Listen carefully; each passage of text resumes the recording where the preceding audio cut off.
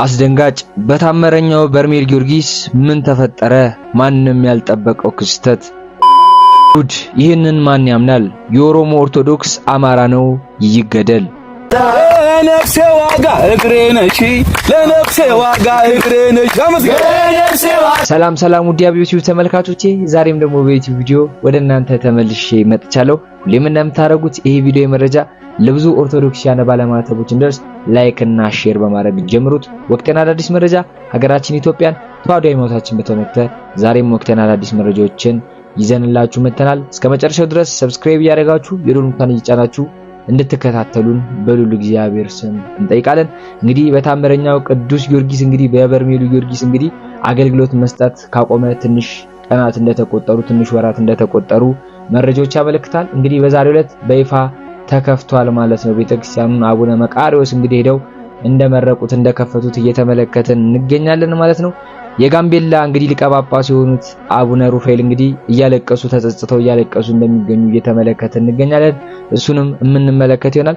እንግዲህ ኦሮሚያ ክልል ላይ በስፋት እየተካሄደ ያለው ነገር ሁላችሁም የምታውቁት ነው። ኦርቶዶክሳውያን ባለማተቦች ላይ እየተደረገ ያለው ግድያ እየተደረገ ያለው መከራ እንደተመለከታችሁ ነውና እሱ ላይም ሐሳብ የምንሰጥበት ይሆናል። የተላለፈ መልእክት አለ ማለት ነው። እነሱን ቪዲዮዎች ተመልክተን እንመለስ ወደ ቪዲዮዎቹ።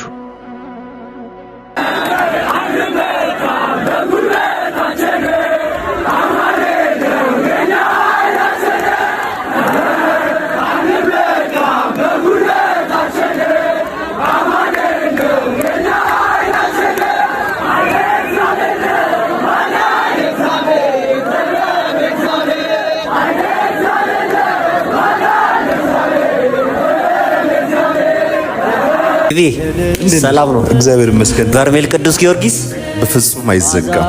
ጋሼ ሰላም ነው፣ እግዚአብሔር ይመስገን። በርሜል ቅዱስ ጊዮርጊስ በፍጹም አይዘጋም።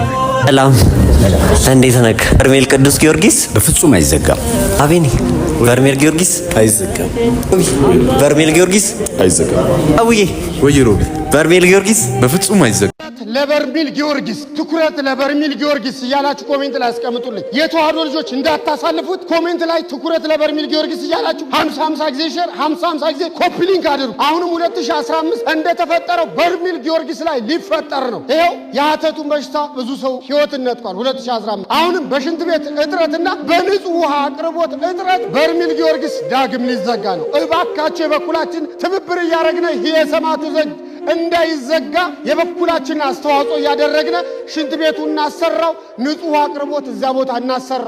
ዓለም ሁሉ እየዳነ ነው ከልዩ ልዩ በሽታ። በርሜል ጊዮርጊስ ብዙዎች አይታችኋል፣ ምስክሮች ናቸው። ስለዚህ ሼር እያደረጋችሁ በገዳሙ አካውንት እየረዳችሁ እንዲሁም የፊታችን ሚያዝያ 2 እና 3 የገቢ ላይ ማሰባሰቢያ ስላለ በዚህ ቲክታክ ፕላትፎርም እንዳትቀሩ። ሰማዕቱ በርሜል ጊዮርጊስን የአቅማችንን አድርገን ንጹህ አቅርቦት እናሰራ። እኛም እየሄድን ወልድ ወመንፈስ ቅዱስ አሐዱ አምላክ። አሁን ያለንበት ጣና ደሴት ባህር አካባቢ ነው ያለነው። የፊታችን ጥር 18 የሰማዕቱ የቅዱስ ጊዮርጊስ በባህር ዳር ከተማ በዚህ በጣና ደሴት ላይ በታላቅ ስነ ስርዓት ላይ ይከበራል። የባህር ዳር ሕዝብ በሙሉ አጠቃላይ ጎጃም፣ ጎንደር፣ ወሎ፣ አዲስ አበባ ያላችሁ በሙሉ ጥር 18 ቀን የሰማዕቱ የቅዱስ ጊዮርጊስ በዓሉ ስለሆነ በዚያ ተገኝታችሁ በዚህ በባህር ላይ ተገኝታችሁ በዓሉን እንድታከብሩ ልጆቻችሁ ይዛችሁ እንድትመጡ በትህትና እናሳስባለን። ከምሽቱ 12 ሰዓት ተኩል ነው። ወደ በርሜል ጊዮርጊስ እየሄድን ዩት መኪናችን እንትን ውስጥ ገባሽ። ብፁዕ አባታችን አሉ። እንግዲህ ወንጌል እንደዚህ ነው። ወንጌል እንደዚህ ነው። ዩት ወደ ላይ ወደዚህ ወደ ሰባ ወንጌል እንደዚህ ነው። በቃ አቧራ ውስጥ ገብቷል። ምሽት ነው። በቃ ቀኑ ሙሉ ስንጓዝ ውለን ማለት ነው። አባታችን እንደዚህ ናቸው። በአጠቃላይ በሀገራችን ላይ ያለው ረብሻ የሚያቆምልን ማን ነው? እስቲ ንገሩኝ። ማን ነው የሚያቆምልን? ማን ነው የሚያቆምልን? እግዚአብሔር አምላክ ያቆምልን። እባካችሁ ወደ ጭፈራም አትሄዱ። እግዚአብሔርን ለምኑት። እቺ የእግዚአብሔር ሀገር ናት። ጽዮን ያለችበት ሀገር ናት። ጽዮን እኮ ታሸንፋለች። ድሉ የጽዮን እኮ ነው።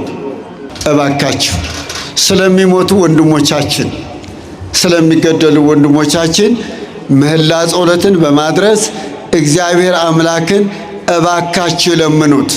ስለ ቅዱሳን አባቶቻችን ብላችሁ መውደቅ መነሳቱ አይደለም፣ ማጉረምረሙም አይደለም።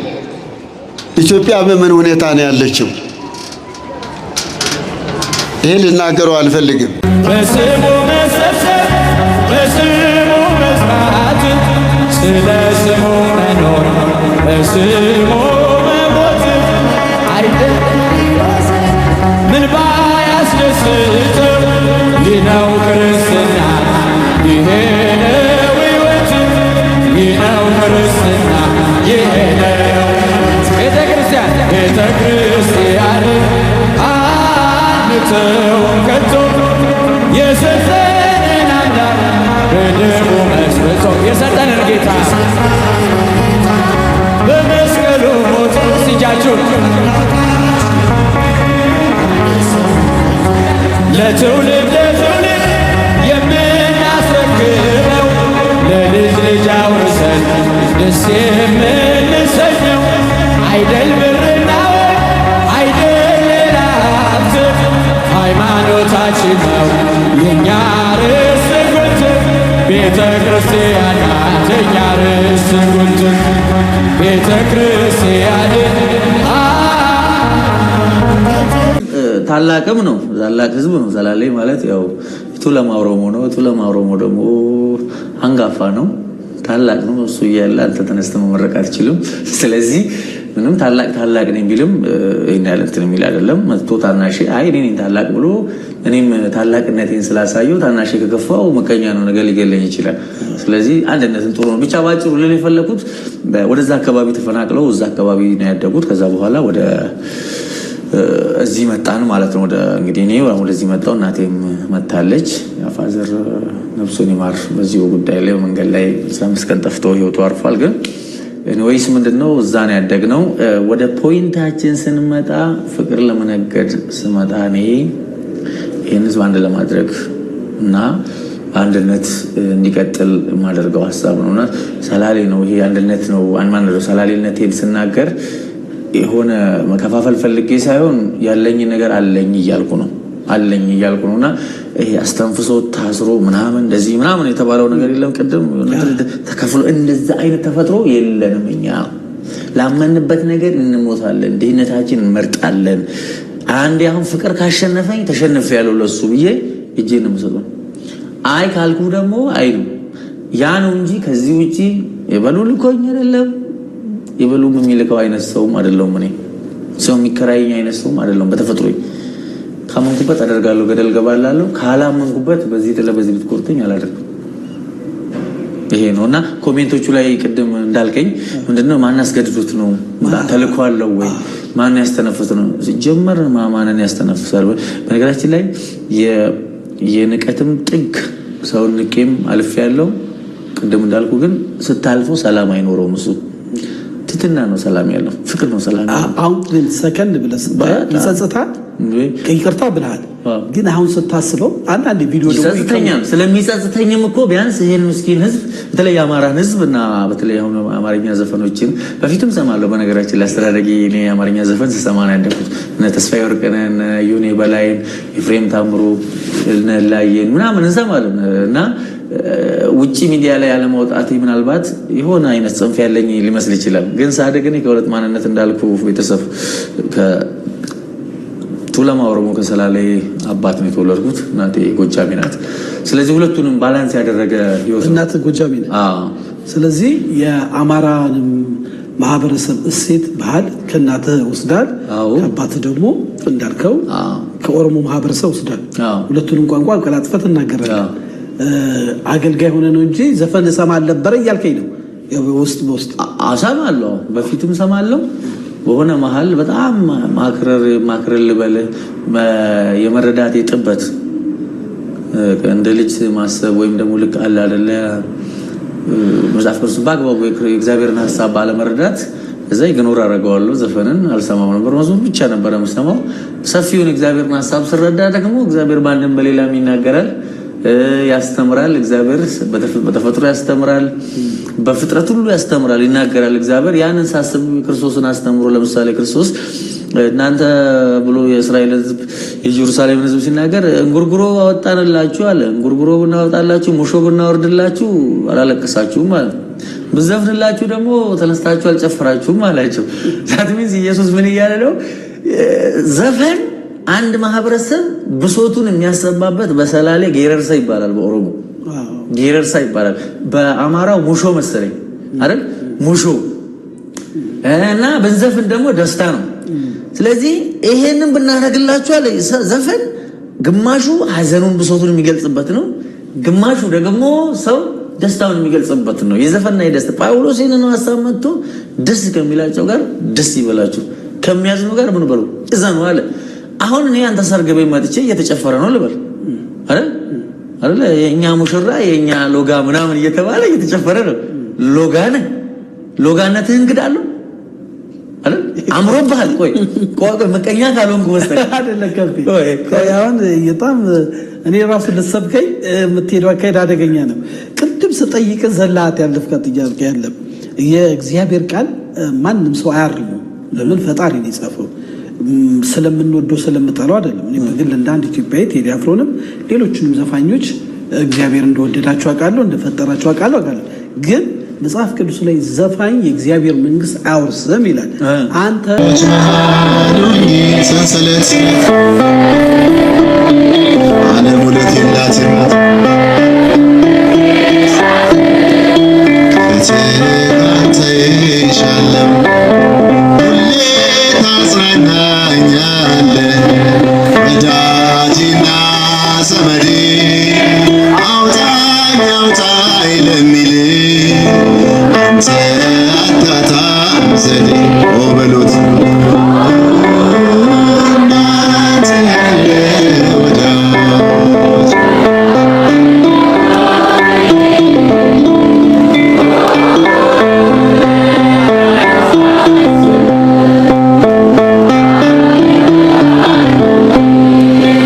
በእስረኞች መሃል ሆኜ ሰንሰለት ለብሻለሁ ዓለም እውነት የላትም ጌታ ነገ ጥር 18 ቆይ እንዳታሳልፈው ትልቅ የድህነት ቀናችን እንደሆነ አላወቃችሁም እንዴ? አዎ የሊቀ ሰማዕታት የማር ቅዱስ ጊዮርጊስ የዝርወተ አጽሙ የስብረተ አጽሙ ዓመታዊ ክብረ በዓል ነው። አደራ ይህንን ቪዲዮ የምትችሉ 18 ጊዜ የማትችሉ ደግሞ ቢያንስ 3 ጊዜ ኮፒ ሊንክ በማድረግ ለሁሉም ሰው እንዲዳረስ አድርጉልኝ። አዎ ማንኛውም ሰው ትንሽም ይሁን ትልቅ በምንም አይነት ችግር ላይ ሆኖ በበሽታም ቢሆን በችግርም ቢሆን በፍርድ አደባባይም ቢሆን በጦርነት አውድማም ቢሆን በባህርም ቢሆን በወራጅ ወንዝም ቢሆን ክፉ ሰው ቢያጋጥመው ክፉ አውሬ ቢያጋጥመው እሳት አደጋ ቢያጋጥመው ስምህን 3 ጊዜ አምላከ ጊዮርጊስ እርዳኝ፣ አምላከ ጊዮርጊስ እርዳኝ፣ አምላከ ጊዮርጊስ እርዳኝ ብሎ ቢጮህና ቢማጸን ቢጸልይ ፈጥኜ እደርስለታለሁ ከችግሩም አላቀቀዋለሁ የተባለው። አዎ ነገ ጥር 18 እኮ ጨካኙና ከሃዲው ንጉሥ ዱዲያኖስ ከሰባዎቹ ጨካኝ የዓለማችን ነገሥታት ጋር በአንድ ላይ በመሆን ሊቀ ሰማዕታት ቅዱስ ጊዮርጊስን በመንኮራኩር ተፈጭቶ በብረምጣድ ተቆልቶ ይድራስ የሚባል ትልቅ ተራራ ላይ ወስደው ሰውነቱን በነፋስ እንዲዘሩት አዝዞ ነበረ። ወታደሮችን በታዘዙት መሰረት በጥር 18 ቀን ሊቀ ሰማዕታት ማር ቅዱስ ጊዮርጊስን በመንኮራኩር ፈጭተው በብረምጣድ ቆልተው ካሳረሩና አመድ ዱቄት ካደረጉ በኋላ ይድራስ የሚባል እጅግ በጣም ታላቅ ተራራ ላይ ወስደው አጽሙን ዘርተውታል። ታዲያ በዚህ ጊዜ አዎ የሊቀ ሰማዕታት የቅዱስ ጊዮርጊስ አካል ገላ ያረፈባቸው ሳሩ፣ ቅጠሉ፣ እንጨቱ፣ ዛፉ፣ ድንጋዩ በሙሉ ጊዮርጊስ ቅዱሱ ለእግዚአብሔር ጊዮርጊስ ሰማዕቱ ለእግዚአብሔር ብለው አንደበት አውጥተው መስክረውለታል፣ አመስግነውለታል። ታዲያ በዚህም ጊዜ ክብር ይግባውና መድኃኔዓለም ኢየሱስ ክርስቶስ መጥቶ ንፋስን የወዳጀን የጊዮርጊስን ሥጋ ሰብስበሽ አምጪ ብሎ አዝዟታል። በዚህ መሠረት ተበትኖ የነበረው የቅዱስ ጊዮርጊስ አጽም ተሰብስቦ መጥቶ መድኃኔዓለም ኢየሱስ ክርስቶስ እንደገና ነፍስ ዘርቶበታል። አዎ ታዲያ በዚህ ጊዜ ሊቀ ሰማዕታት ቅዱስ ጊዮርጊስ ነፍስ ከዘራበት በኋላ ወታደሮቹ ከተራራው ላይ የእሱን አጽም በትነው ተራራውን ወርደው ሳይጨርሱ ሊቀ ሰማዕታት ደረሰባቸውና ቆይ አብረን ወደ ፍርድ አደባባይ እንሂድ ብሏቸዋል። እነሱም እጅግ በጣም ደንግጠዋል። በዚህም የተነሳ ከወታደሮቹና ከአሕዛባውያኑ ከ500,000 በላይ ሰዎች ወደ ክርስትና ተመልሰዋል። ታዲያ ጥር 18 ስብረተ አጽሙ ዝርወተ አጽሙ ተብሎ የሚከበረው ዋናው ዓመታዊ ክብረ በዓሉ ይሄ ነው። ታዲያ መድኃኔዓለም ኢየሱስ ክርስቶስ ደግሞ ለሊቀ ሰማዕታት ለቅዱስ ጊዮርጊስ በአምስቱም በዓላቶቹ ማለትም ጥር 2 በተወለደበት ቀን፣ ጥር 18 አጽሙ በተበተነበት ቀን፣ ሚያዝያ 23 አንገቱን በተሰየፈበት ቀን፣ ህዳር 7 በቅዳሴ ቤቱ ቀን እንዲሁም ደግሞ ነሐሴ 16 በፍልሰተ አጽሙ ክብረ በዓል ቀን እነዚህን አምስቱን በዓላቶችን ለማክበር ወደ ቤተ ክርስቲያን የገሰገሰውን ሰው በሙሉ ስሙን በሕይወት መጽሐፍ እጽፈዋለሁ ኃጢአቱንም አስተሰርይለታለሁ ተብሎ ቃል ኪዳን ተገብቶለታል። ስለ ስሜ የደረሰብህን መከራ የሚያወሳውን የገድልህን መጽሐፍ የጻፈ ያጻፈ የሰማ ያሰማ የተረጎመ ያስተረጎመ ገዝቶም ሆነ አስጽፎ በቤቱ ያስቀመጠ ሰው እንደዚሁ ስሙን በሕይወት መጽሐፍ እጽፈዋለሁ ኃጢአቱንም አስተሰርይለታለሁ የአንተ ልጅም አድርገዋለሁ በአንድነትም ከአንተ ጋር እንዲኖር አድርገዋለሁ ለዘላለምም አልተወውም። በአንተ ስም የተማጸነውን ሴትም ይሁን ወንድ ልጁን በአንተ ስም የሰየመውን የተባረከ የተቀደሰ ልጅ አድርገዋለሁ እስከ ዘላለምም ከእርሱ ጋር እኖራለሁ። የአንተንም ስም ይዟልና በየጊዜው ደስ አሰኘዋለሁ። በስምህ በተሰራች በስምህ በተሰየመች ቤተ ክርስቲያን ጸሎት ለማድረግ የሚሄደውን ለመማጸን የሚሄደውን በዓልህን ለማክበር የሚሄደውን ለቤተ ክርስቲያንም ማንኛውንም አቅሙ የፈቀደውን ትንሽም ይሁን ትልቅ መባዓ ስጦታ ይዞ ያበረከተውን እንደዚሁም ደግሞ በአንተ ስም ለተራበ ያበላው ለተጠማ ያጠጣው ለታረዘ ያለበሰውን ያዘነና የተከዘውን ያጽናናና ያስደሰተውን እንደዚሁም ደግሞ ዓመታዊ አምስቱን የተከበሩ አበይት በዓላቶችን እንደዚሁም ደግሞ በወር በዓልን የሚያከብረውን ሰው በሙሉ እኔ ቃል የማያብል እውነተኛ አምላክ ነኝና በዚህም ዓለም በወዲያኛውም ዓለም ከአንተ ጋር እንዲኖር አድርገዋለሁ።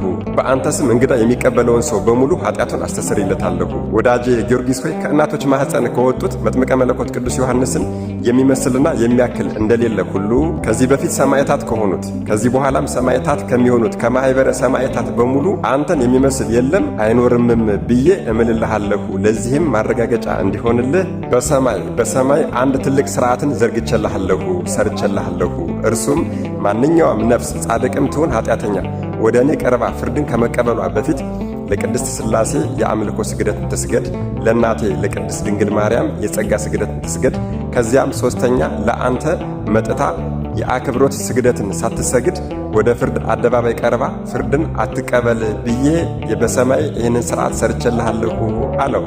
ይህ ወገኖች በጠሩት ጊዜ ከአውሎ ንፋስና ከዓይን ጥቅሻ ፈጥኖ የሚደርሰው ኃያል መስተጋድል ገባሬ መንክራት ኮከበ ፋርስ ፀሐየ ልዳ የኢትዮጵያው ገበዝ ሊቀ ሰማዕታት ማር ቅዱስ ጊዮርጊስ ነገ ጥር 18 የዝርወተ አጽሙ ዓመታዊ ክብረ በዓል ነው። የተለመደ ትብብራችሁ ኮፒ ሊንክ ማድረግ እንዳይረሳ፣ ለቤቱ አዲስ የሆናችሁ ፎሎ ማድረግ እንዳይረሳ። መድኃኔዓለም ኢየሱስ ክርስቶስ ከሊቀ ሰማዕታት ማር ቅዱስ ጊዮርጊስ ረድኤት፣ በረከት፣ ምልጃ፣ ቃል ኪዳን፣ ፍቅር አይለየን። አሜን። ይቆየን። ቪዲዮቹን እንደተመለከታችሁ ነው። እንኳን ለሰማዕቱ ቅዱስ ጊዮርጊስ ሰባራ አጽሙ በዓል በሰላም አደረሳችሁ። ኦርቶዶክሳውያን ባለማተቦች ሰማዕቱ ቅዱስ ጊዮርጊስ በሰሜን፣ በደቡብ፣ በምስራቅ፣ በምዕራብ ላይ ከኢትዮጵያም ውጪ ኢትዮጵያ ውስጥ ያላችሁ ኦርቶዶክሳውያን ባለማተቦች የኢትዮጵያው ገበዝ ነው የልዳው አንበሳ ነው ቅዱስ ጊዮርጊስ ባላችሁበት ይጠብቃችሁ ከመከራ ከስቃይ ሁላ። ሰማዕቱ ቅዱስ ጊዮርጊስ የኔ ሰማዕቱ ጠባቂ ቅዱስ ጊዮርጊስ ባላችሁበት ይጠብቅላችሁ።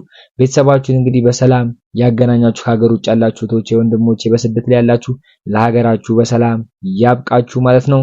እግዚአብሔር አምላክ ሀገራችን ኢትዮጵያን ዋሏን ገነት ዳሯን እሳት አድርጎ ይጠብቅልን። አሜን አሜን አሜን እያላችሁ ኮሜንቱን አጥለቅልቁት። በርሜል ጊዮርጊስን ሁላችሁ እንደምታውቁት እንግዲህ ተመርቋል ማለት ነው። የአባታችን ረድኤታቸው በረከታቸው ቡራኪያቸው ይድረሰን ለማለት ፈልጋለሁ። ዛሬ ወቅታዊና አዳዲስ መረጃዎችን ወደ እናንተ አደረስን ማለት ነው። በቀጣይ ወቅታዊና አዳዲስ መረጃዎች እስክንገናኝ ድረስ ሰብስክራይብ እያደረጋችሁ የደወል ምልክቱን እየጫናችሁ እንደምታበረታቱን ተስፋ እናደርጋለን። እስከዛው ድረስ ግን ሰላም ቆዩን። መልካም በዓል